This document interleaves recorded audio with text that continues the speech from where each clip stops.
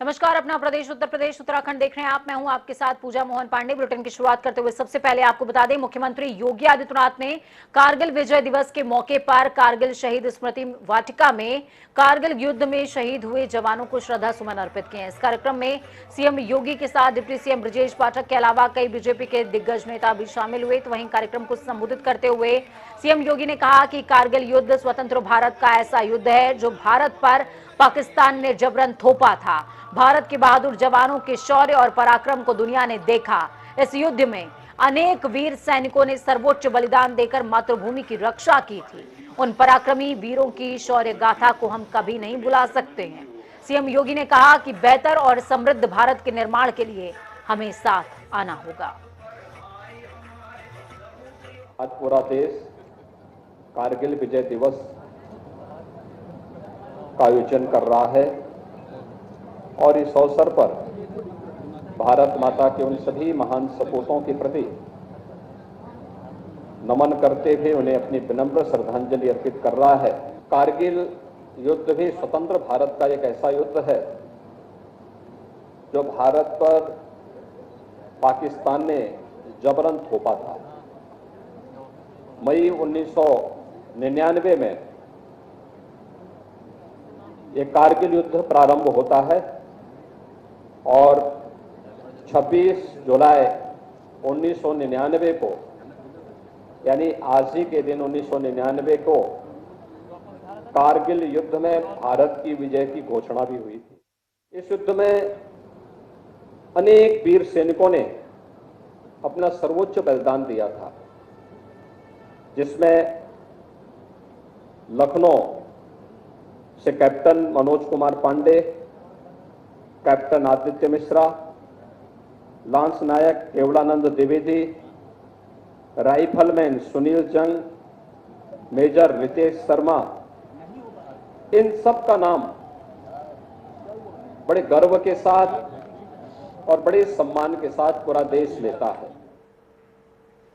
तो वहीं दूसरी तरफ मुख्यमंत्री पुष्कर सिंह धामी ने भी कारगिल युद्ध के शहीदों को श्रद्धा सुमन अर्पित किए। विजय दिवस के मौके पर गांधी पार्क के शहीद स्मारक पर श्रद्धा सुमन अर्पित किए गए। इस दौरान उन्होंने शहीदों के परिजनों और वीरांगनाओं को सम्मानित भी किया। सीएम ने कहा कि कारगिल युद्ध में बड़ी तादाद में उत्तराखंड के सपूतों ने देश की रक्षा के लिए अपने प्राणों की आहुति दी। राज्य सरकार सैनिकों, पूर्व सैनिकों और उनके परिजनों के कल्याण के लिए वचनबद्ध है। भारत की सेना ने अपने शौर्य और पराक्रम से हमेशा देश का मान बढ़ाया है। हमें अपने जवानों की वीरता पर गर्व है। सीएम धामी ने कहा कि भारतीय सेना के वीर जवानों ने कारगिल में विपरीत हालातों में भी दुश्मन को भागने पर मजबूर कर दिया था। कारगिल युद्ध में देश की सीमाओं की रक्षा के लिए वीर सैनिकों के बलिदान को राष्ट्र हमेशा याद रखेगा। कारगिल के सभी शहीदों को नमन करता हूं कि उनके शौर्य और पराक्रम से हमको कारगिल जैसी जो असंभव लगने वाली विजय, उसमें उन्होंने हमारे देश की रक्षा के लिए अपने प्राणों का बलिदान किया। हमारी सेना ने अदम्य साहस और वीरता का परिचय दिया और भारत का एक नया इतिहास लिखा, दुनिया का एक नया इतिहास लिखा। हम उन सभी को नमन करते हैं। उत्तराखंड के भी, उत्तराखंड जहाँ हमारी वीर भूमि है, हमारी सैनिक भूमि है, इस भूमि से भी 75 रणबांकुरों ने, 75 वीरों ने अपने प्राणों का बलिदान दिया। आज हम उन सभी को नमन करते हैं, उनके वीरांगनाओं को, उनके पारिवारिक जनों को। वहीं मुख्यमंत्री योगी आदित्यनाथ की अध्यक्षता में लोक भवन में कैबिनेट की मीटिंग हुई। कैबिनेट मीटिंग में 9 अहम प्रस्तावों को मंजूरी मिली है, जिसमें सबसे अहम परिवहन विभाग की ओर से एनसीआर के लोगों की राहत के लिए रोड टैक्स में छूट को देते हुए 4 राज्यों से करार हुआ है। इसको लेकर प्रस्ताव पर मुहर लगी है। इससे दिल्ली, नोएडा, गाजियाबाद आने जाने वाले लोगों को सीधे तौर पर राहत मुहैया होगी। स्कूल बस, कैब के लिए एक रोड टैक्स निर्धारित किया जाएगा। परिवहन राज्य मंत्री स्वतंत्र प्रभार दयाशंकर सिंह ने बैठक के बाद कहा कि इससे प्रदेश सरकार के राजस्व में 12 करोड़ रुपए की कमी देखने को मिलेगी, मगर सरकार के इस कदम से लाखों लोगों को सीधे तौर पर फायदा पहुंचेगा। उन्होंने कहा कि इस नुकसान की भरपाई विभाग अन्य स्रोतों से करेगा। हमारी सरकार पूरी तरह से सतर्क है और जो भी सूचनाएं हमें मिल रही हैं उसको हम एकत्र कर रहे हैं और मरीजों के बारे में अध्ययन किया जा रहा है और सभी जगह जो सार्वजनिक जगह हैं वहाँ पर सतर्कता बरतने के निर्देश दिए गए हैं। अस्पतालों को सतर्क करने के लिए कहा गया है और हर चीज़ से निपटने के लिए हम लोग तैयार हैं। इसके लिए चिंता करने की कोई बात नहीं। या जो अस्पताल की गाड़ियाँ हैं, जो टैक्सी कैब है या स्कूली बसें हैं, वैन है, तो इससे रोज पैसेंजर आते जाते हैं तो उन पर इसको बहुत उसका लाभ मिलेगा। तो इसका आज हम लोगों ने वो भी है जो एनसीआर के रीजन में जो चल रही है वो सब इसमें इंक्लूड है। हमारा ललितपुर में एक नई जेल बननी है, उसका एक प्रस्ताव था, उस पर से चर्चा हुई है। सब पे हम गंभीरता से विचार कर रहे हैं, देख रहे हैं और मैं स्वयं जा करके, आप लोगों ने देखा होगा, मैं स्वयं निरीक्षण करता हूँ। कम से कम समय में अपना 100 दिन की कार्य योजना भी बनाई है। उसके बाद 10 जेलों में मेरा जाना भी हुआ है, मैं स्वयं देख रहा हूँ जा करके। तो वहीं इस दौरान आपको बता दें कि कांग्रेस के अध्यक्ष सोनिया गांधी को ईडी से राहत नहीं मिल रही है। आज फिर सोनिया गांधी को दिल्ली के ईडी मुख्यालय में तलब किया गया था, लेकिन ईडी की ये कार्रवाई कांग्रेस को कतई रास नहीं आ रही है और इसी के चलते कांग्रेस लगातार केंद्र सरकार और ईडी पर हमलावर भी नजर आती है। आज जब ईडी ने नेशनल हेराल्ड मामले में सोनिया गांधी को फिर से बुलाया तो कांग्रेस आग बबूला हो गई और इसके खिलाफ जमकर प्रदर्शन हुआ। लखनऊ में भी ईडी की कार्रवाई के विरोध में कांग्रेस ने विरोध प्रदर्शन किया। वहीं प्रदर्शन से पहले कई सीनियर नेताओं को पुलिस ने हाउस अरेस्ट किया था, जिसको लेकर के भी कांग्रेस कार्यकर्ताओं ने हजरतगंज पहुंचकर जमकर विरोध प्रदर्शन किया है और बीजेपी सरकार ईडी के खिलाफ जमकर नारेबाजी की। इस दौरान कांग्रेसी कार्यकर्ताओं की पुलिस के साथ में झड़प देखने को मिली, जिसके बाद प्रदर्शनकारियों को पुलिस ने हिरासत में लेकर इको गार्डन छोड़ दिया।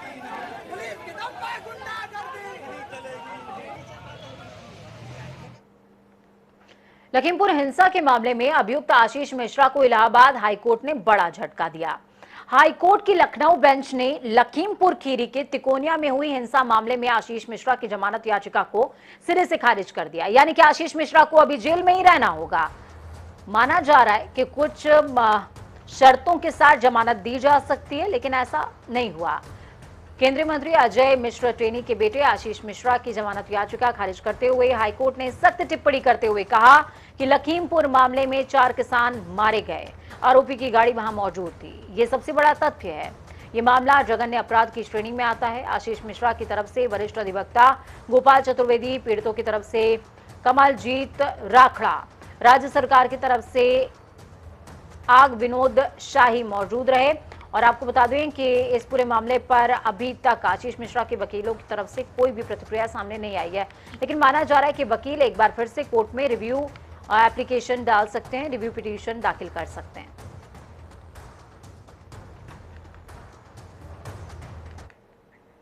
प्रवर्तन निदेशालय ने मोहनलालगंज में पूर्व मंत्री गायत्री प्रजापति की करोड़ों रुपए की जमीन को जब्त कर डाला है। ईडी ने लखनऊ जिला प्रशासन की मदद से जमीन को सील किया।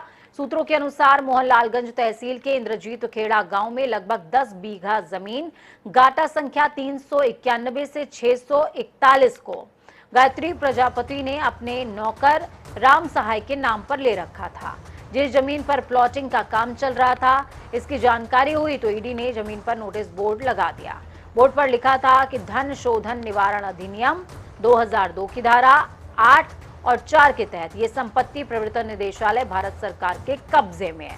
इस पर किसी प्रकार के अंतरण अवैध होगा और अतिक्रमी के खिलाफ कार्रवाई भी अमल में लाई जाएगी।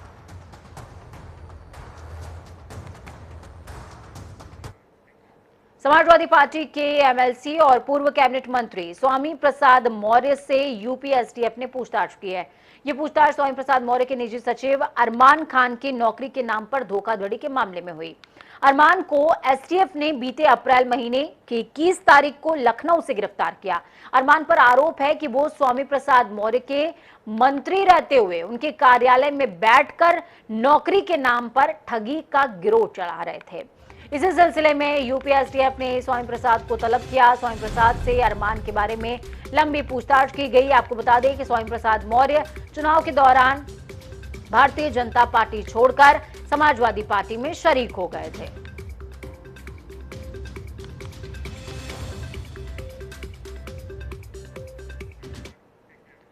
National statement and accreditation council यानी कि नेक के मूल्यांकन में लखनऊ विश्वविद्यालय ने A+ ग्रेड हासिल किया है।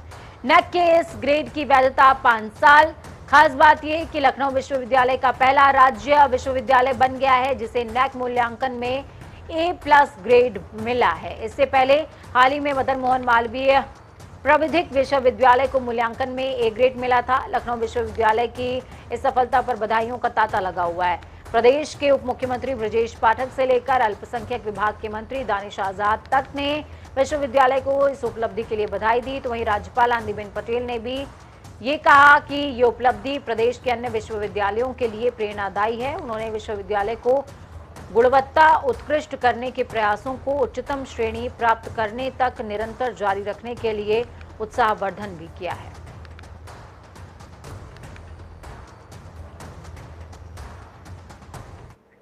तो इस बीच आपको बड़ी और अहम जानकारी दे रहे हैं। ये जानकारी मुख्तार अंसारी से जुड़ी हुई है। मुख्तार अंसारी की पत्नी और बेटा भगौड़ा घोषित कर दिए गए हैं। अब्बास और अफशा की गिरफ्तारी के लिए कई जगहों पर पुलिस दबिश दे रही है। अफशा अंसारी ही मुख्तार अंसारी का जो कह सकते हैं क्रिमिनल किंगडम था, उसकी साम्राज्ञी थी, उसको संभाल रही थी, ऐसा बताया जा रहा है। धारा 83 CRPC के तहत कुर्की की कार्रवाई अमल में लाई जाएगी। मुख्तार अंसारी के परिजन भी आपराधिक मामलों में संलिप्त बताए जा रहे हैं।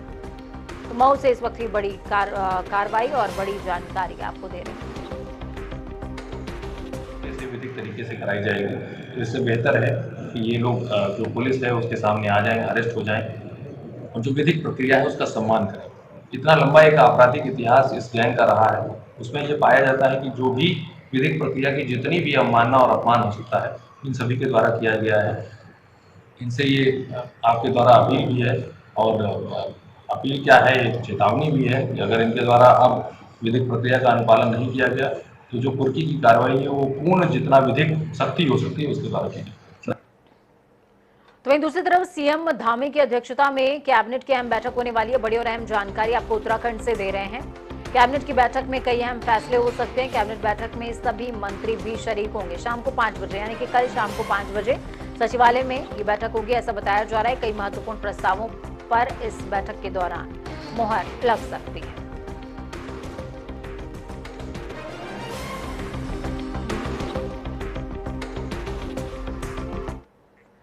तो वहीं सावन के महीने में केदारनाथ धाम में भी भक्तों की भारी भीड़ उमड़ रही है। मानसून सीजन के बावजूद धाम आने वाले तीर्थयात्रियों में इजाफा हो रहा है। अब हर दिन करीबन 10 से 12 हजार भक्त बाबा केदार के दर्शनों के लिए पहुंच रहे हैं। केदार नगरी में भक्तों की लंबी कतार है। भक्तों को काफी इंतजार के बाद बाबा के दर्शन हो रहे हैं। पूरी केदार नगरी इन दिनों जय केदार के उद्घोष से गुंजायमान है। कांवड़ियों के साथ ही दूसरे भक्त भी बाबा के दर्शनों के लिए पहुंच रहे हैं। केदारनाथ धाम के कपाट खुले 3 महीने का समय पूरा अभी नहीं हुआ है। 9,41,794 तीर्थयात्री अब तक बाबा के दर्शन कर चुके हैं।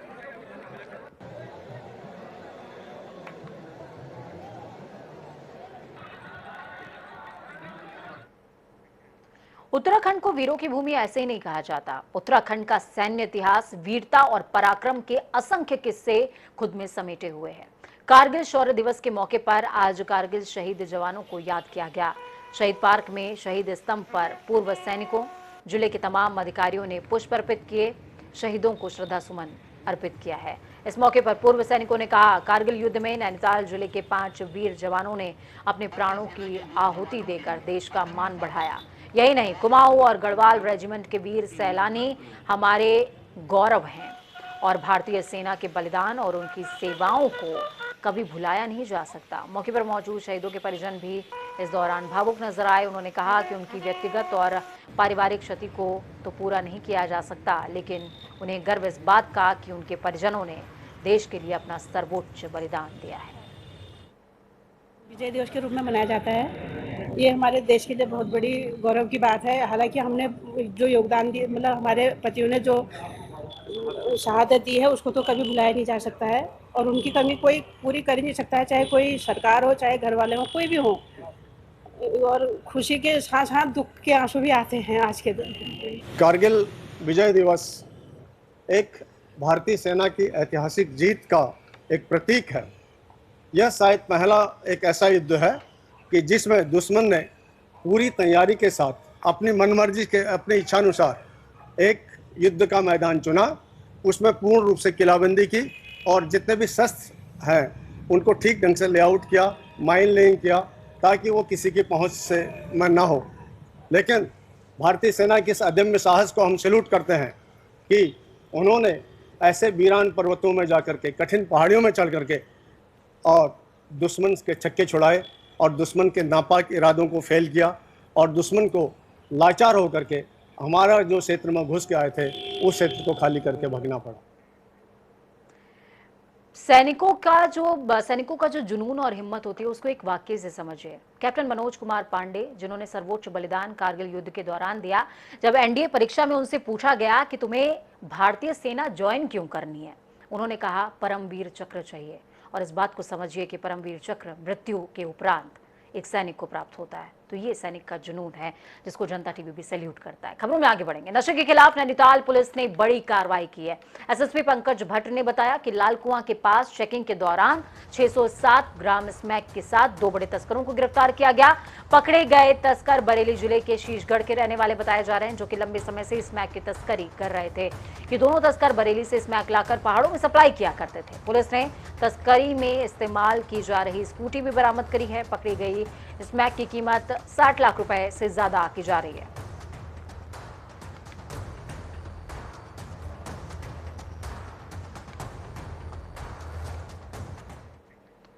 केंद्र सरकार पर आरोप लगाते हुए कांग्रेस ने सत्याग्रह आंदोलन का आगाज कर दिया है। कांग्रेस का आरोप कि केंद्र की मोदी सरकार कांग्रेस नेताओं के साथ लगातार उत्पीड़न कर रही है।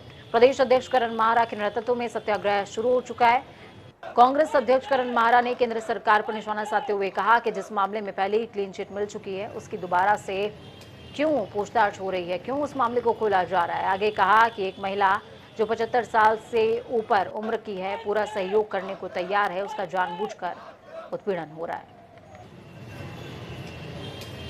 सत्ता में बैठे हुए लोग लगातार सत्ता का दुरुपयोग कर रहे हैं और हमारे नेताओं पर ईडी के माध्यम से दबाव बनाने का प्रयास किया जा रहा है कि जो आवाज सरकार के खिलाफ लगातार बुलंद हो रही है, उसके अगर लोकतंत्र पर हमला होगा, प्रहार होगा, तो कांग्रेस के लोग चुप नहीं बैठेंगे। हम सड़कों पर उतर करके सरकार का विरोध करने का काम करेंगे।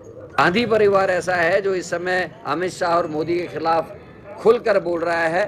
जो जिस तरीके से आटा, दाल, चावल, दही, दूध, छाछ में जीएसटी लगा है, इन सब का भी विरोध राहुल गांधी जी खुल के कर रहे थे। तो ऐसे में बीजेपी के पास और कोई चारा नहीं है, वो अपने जो उनके पास हथियार हैं, संवैधानिक संस्थाएं, उनका दुरुपयोग वो कर रही है। कारगिल विजय दिवस के मौके पर राज्यपाल retired lieutenant general Gurmeet Singh ने शहीदों को श्रद्धा सुमन अर्पित किए। देहरादून के गढ़ी कैंट में बने लाल गेट पर कारगिल युद्ध के शहीदों को श्रद्धांजलि दी गई है। इस दौरान आर्मी के कई अधिकारी भी मौजूद रहे। आपको बता दें कि कारगिल विजय दिवस को देश भर में शौर्य दिवस के तौर पर मनाया जाता है। उत्तराखंड के से भी कारगिल युद्ध में 75 वीर जवानों ने अपनी सर्वोच्च शहादत दी थी। हमारे उत्तराखंड परिवार के 75, देखिए अभी अमृत महोत्सव मना रहे हैं, 75 मार्टियर्स हमारे परिवार उत्तराखंड के थे। पूरी भारतीय सेना में से सबसे ज्यादा जो योगदान था वो उत्तराखंडियों का था। उनकी जो वीरांगना है, मैं उनको आज ये एज ए गवर्नर उत्तराखंड ये विश्वास दिलाता हूं कि आपको कोई भी प्रॉब्लम होती है तो आप सीधा राजभवन में आ सकते हैं मेरे पास में, आप मेरा परिवार है। तो ये राज्यपाल के शब्द थे। और वाकई में जब एक सैनिक देश के फ्रंट पर लड़ रहा होता है, बॉर्डर पर लड़ रहा होता है, तो उसके पीछे एक सैनिक होती है जो लड़ रही होती है, वो परिवार के फ्रंट पर होती है। वक्त छोटे से ब्रेक का, ब्रेक के उस पार खबरों का सफर लगातार जारी रहेगा। बने रहिए जनता टीवी के साथ, क्योंकि हमें आपकी ताकत। नमस्कार।